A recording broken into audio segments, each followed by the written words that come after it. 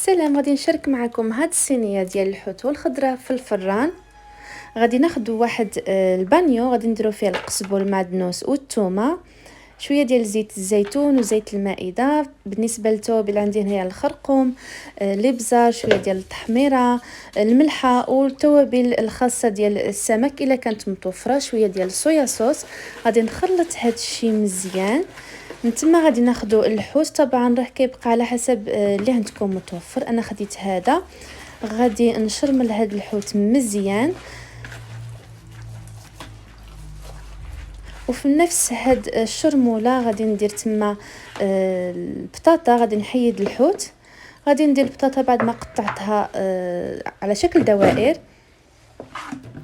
وغادي نشرمل هاد البطاطا مزيان بحال هكا. نتما غادي ناخذ الصينيه اللي كتدخل في الفران. استفت فيها في الاول واحد جوج ديال البصلات كبارين شويه بحال هذا الشكل.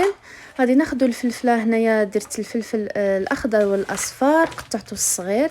خديت هنايا البطاطا درتها من الفوق بحال هكا. غادي ناخذ المطيشه قطعتها بحال هذا الشكل، درتها الفوق ديال البطاطا. صافي غادي نديرو الحوت ديالنا من الفوق. خديت هنايا اكليل الجبل او روزماري او انخري،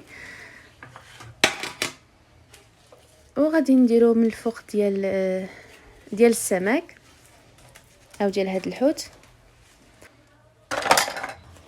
وهنايا بحال اللي كتشوفوا درت اكليل الجبل بحال هاد الطريقه.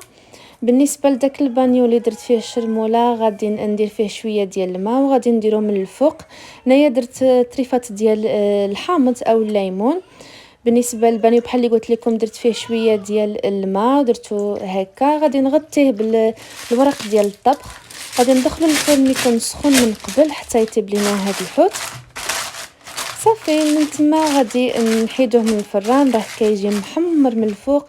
الصراحه المذاق ديالو ولا اروع. نتمنى الوصفه تكون نالت الاعجاب ديالكم. بصحه وراحه.